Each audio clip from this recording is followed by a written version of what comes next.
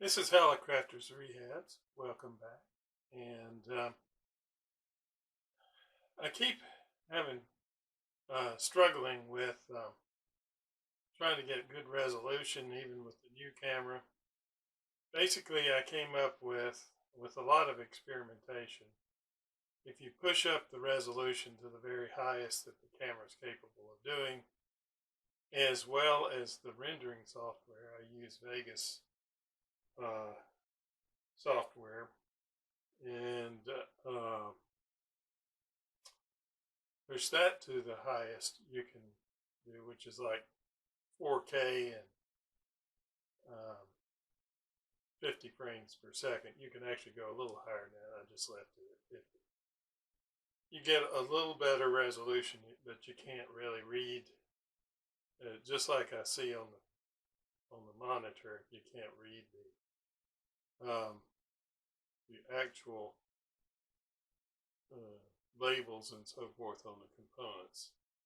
But if anyone has a question, just I'll be happy to let them know which ones I'm using, models or whatever, where I get it from. So this is our last view of the underside. I'm using a wide angle lens also. For some reason, that seems to have the best resolution. It's sort of counterintuitive to me as a backyard astronomer. But at any rate, well, at least it gives a sharper picture. So that's our end view.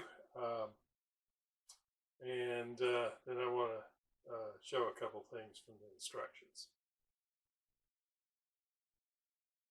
By the way, my dad was doing better this week, and so that was good. It was we had a good time. He did get to go for a ride. He was able to do that, so that was good. If you can get a video camera to read paper, then you probably arrived as far as the ability to get the signal, get the focus as tight as it can be. But at any rate, I'm just going to describe it. The BFO frequency check is just as it is in the instructions. But what you're doing is basically you're switching back and forth between upper sideband and lower sideband. And you take the knob off and you take the sleeve off the knob and you turn the slug until the upper sideband, maybe 100 or 200 hertz, heterodyne is there in single sideband. You switch it to single sideband. The upper sideband is equal to the lower sideband, and it's around 200 cycles or something like that, as it says here. But you just flip it back and forth until you've got at 0, it is in between and even on each side when you switch back and forth between upper sideband and lower sideband. You don't want the pitch control to favor either side. Now, it says you can, let me bring this up here. You can actually calibrate the S meter to 50 microvolts is equal to S9, which is minus 73 dB. But essentially, they're saying that the S meter is designed for a 300 ohm load at 5.1 megahertz. Well, I'll be doing my own plot of the S meter response as a function of frequency, like I do the others. It's always using the 50 ohm EL259 plug. So maybe it's not the plug, it's a socket, SO259.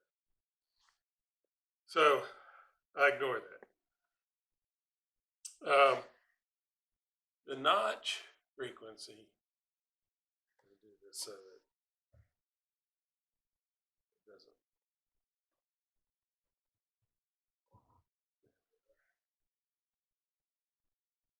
The notch frequency check. Actually, yeah, we'll talk about that first. What you want at a pitch control of 0, you want, if you recall, or I talked about it,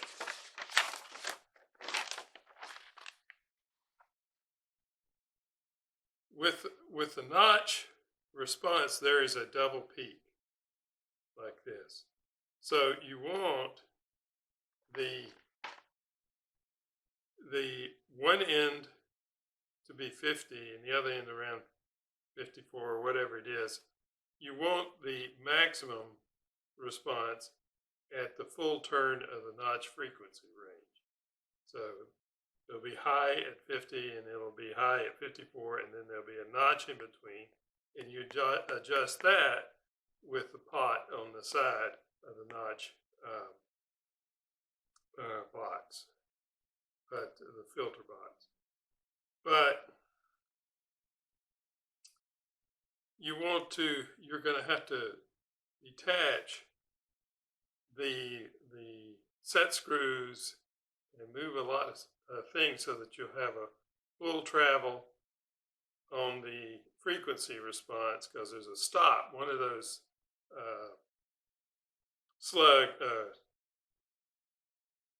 one of those set screws is a long set screws, which is intended to be a stop. So it'll go all the way this way and it'll go all the way that way. And so again, you want the peak to be over here, and then when it's all the way that way, you want the peak to be back again. And then in the middle, around 50, you want the notch and a 0 on the other control. You want the notch to be the maximum, and you just adjust that side control on the side of the filter box for the minimum on the S meter. And it's as simple as that. But it's very worthwhile, because I think the notch filter, just as they toot their own horn here, it's a very effective means of removing heterodynes, as good as crystal phasing for sure, which was the technology before this at Hallicrafters. On the I don't think this is talking about it, the selectivity switch. I want to get that picture up here.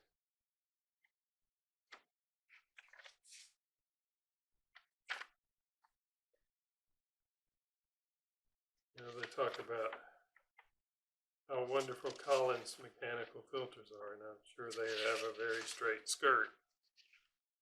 But for a non-mechanical filter, the selectivity in this, I can't seem to find my figure that I'm looking for. Maybe it's in the back. Yeah. Okay. So here's what they say. Well, I think it's somewhere else in the instructions about how wonderful it is. Let's turn this around a little bit. So here's your mixer in the mixer box. There are two halves, if you will, of a transformer. There are coils that are coupled entirely by capacitance and shielded from each other. And then there is a capacitance and a resistance that is switched in the selectivity switch from 5 kilohertz to 0.5. Their calculations were good. They're very close to that. As far as so, for a capacitance resistance selectivity, they did a really good job, as opposed to mechanical filters. So at least a set like this probably wouldn't know the difference between the two. You have to get really high end to make use of something like that. So what you're doing is you're changing the skirt of the 50K of the upper sideband and the lower sideband by what capacitance and the resistance that you're selecting.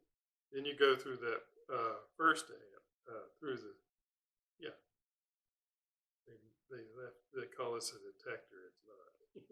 They left out a tube over here. Okay, so this is the first IF amp, which is still on the filter box. And then it feeds a second set, which is on the chassis of a primary and a secondary coil linked by capacitance and selected by the resistance and capacitance. And the interesting thing is this goes directly to ground, but this one does not. It actually goes through a capacitance to ground. So that's how that selectivity switch works. It's actually operating on these two capacitors. All right. So I think the next thing is I'm going to do, get close to, I think, putting this thing inside the case. This is a test with my lapel mic. So this is a little bit blurry because I limited my light right now. And but anyway, this is a tube shield that I've cut off about a ½ inch or less, maybe 3/8 of an inch. And I've soldered it to a shielded lead. The shielded comes back and grounds up here, back in here. Is the first available ground for me. And this will be what leads to a Molex connector that I've installed here. Here is the 5-volt,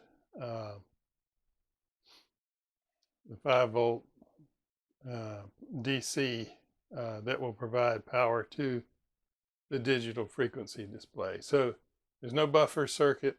I don't think it will be needed. Seems to be working okay with the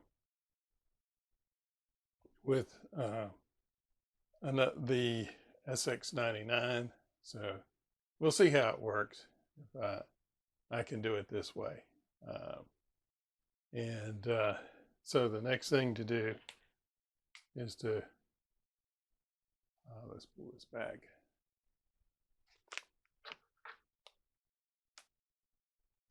Next thing to do will be to put in this digital frequency counter inside this box.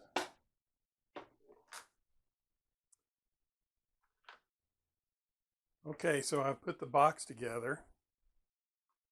Used a Dremel to Dremel it out. There's a piece of plastic with paint over it to get the front there. The signal is the white lead that comes from here. The power is the black lead. I'm sorry. This power goes to the black. There's a 3 conductor cable right here, and the black lead goes to power and the white lead goes to the signal, and then the grounds are connected together. And for something like this, you just solder them together, put some heat shrink over it so that they stay insulated from each other. Just cut the hole here and put a little super glue. So we're getting to the point now where it's time to give it a test. So let's do. And we'll just flip it on here. Oh, yeah. There's the Molexes will eventually be connected when we put the case on, but we're just testing it right now. All right. Let's see what we got. If I can wire things up correctly or not. What do you think? I have not checked this out.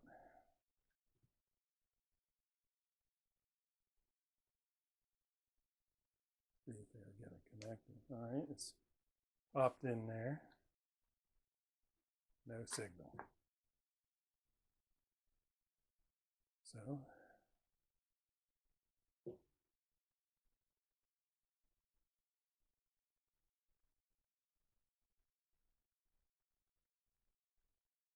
not enough.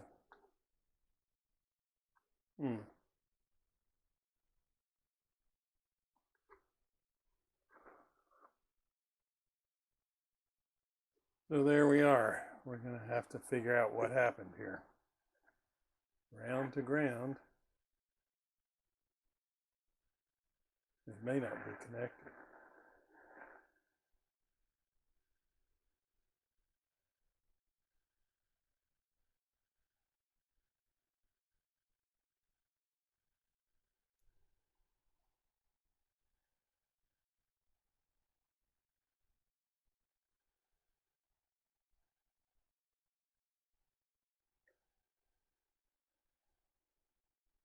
So,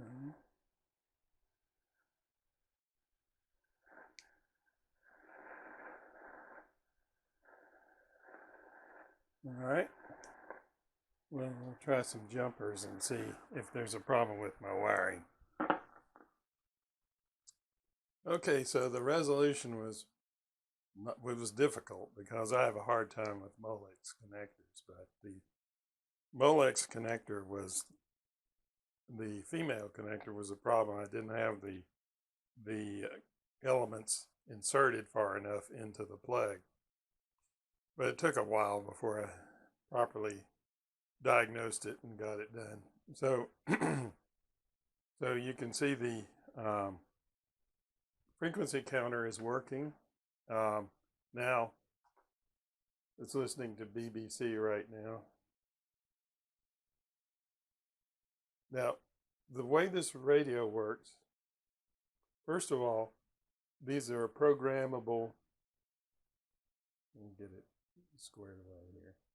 These are programmable frequency counters. And if you're in upper sideband, which is normal, high cut, and upper sideband on a response switch, then it zeroes out at actually 1 kilohertz below the nominal frequency. So this is 15,400 for the BBC. So it will get to it actually shifts the IF to the upper sideband, and 15,399 is equivalent to 15,400. And then on the lower sideband, it's the opposite. It's 15,401. That's just the nature of this thing. The IF frequency that you program into this is 1650 kilohertz. So, and you subtract it because the oscillator runs 1650 kilohertz above the incoming carrier frequency. So, got it working. Now the next thing is to put the case on, and then we'll after that there's a number of tests that I do, such as minimum discernible signal, which this will perform very well at, the audio response, and other measurements that I do of a completed receiver. That will be the subject of another video.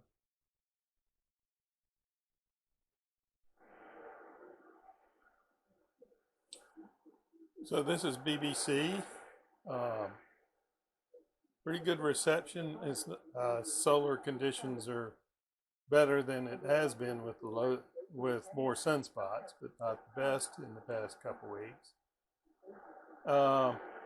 And as you can see, this actually tunes at 17,639. It says 17,640 because of the design of the upper and lower sideband system.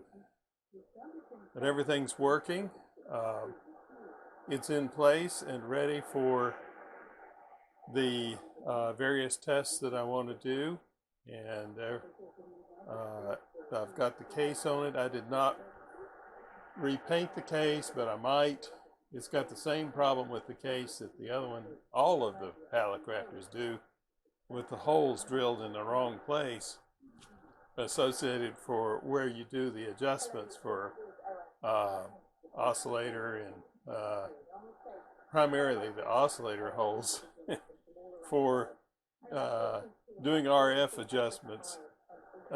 Oscillator adjustments are displaced from where they need to be so you can reach it with the tool.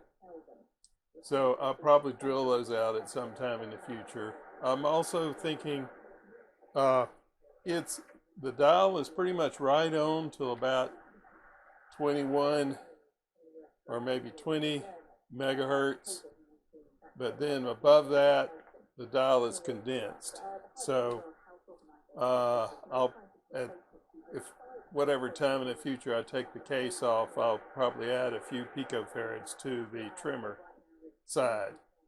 Remember, when you have a capacitance that leads from the switch to the oscillator coil, that determines where on the dial the whole electronic response will be, what that capacitance is, because the variable capacitor is fixed on all four bands, but the amount of capacitance needed for resonance across the band changes from one band to the next, and that's adjusted with that capacitor. But on the trimmer on the oscillator, that's what makes it smaller or larger. And what you do, if you add a few picofarads to the trimmer, then it'll be larger, but then you can adjust the band just right so that it will pretty much match the dial. And that's just I look at this all the time. I don't really look at that. It's almost like a pre-selector for thought in my mind. But I do look at this, and that's how I tune things. However, you want them to kind of agree. And band 4 is always the most difficult one for that to happen. Band 3 is right on, band 2 is right on, band 1 is right on the money. So it's just that one capacitor. Those capacitors, trimmer capacitors on the oscillator circuit, are silver mica rotatable capacitors, and I think what happens is the silver degrades in them over time, oxidizes, so that their capacitance goes in the wrong direction. So at any rate, or they become less and less effective. I think that's right. So you can boost them by just dropping a little small picofarad capacitor across it, and bring it back within a tunable range. So that's it for the videos this week. This is Hallicrafters Rehabs. Thanks for the new subscribers. I'm hoping I spend a lot of time on this, but this doesn't have an autofocus, so I'm hoping that the focus has been better in this video. If not, give me comments. If you know a way to make, I think the solution is really more lighting. This particular case, I don't have a whole lot of lighting because it didn't drag the extra light in here. But when we get down into looking at chassis and things like that, I'll spend a lot more time with lighting so that we can get this high resolution camera to do the job that was designed to do. Thanks for watching. This is Hallicrafters Rehabs.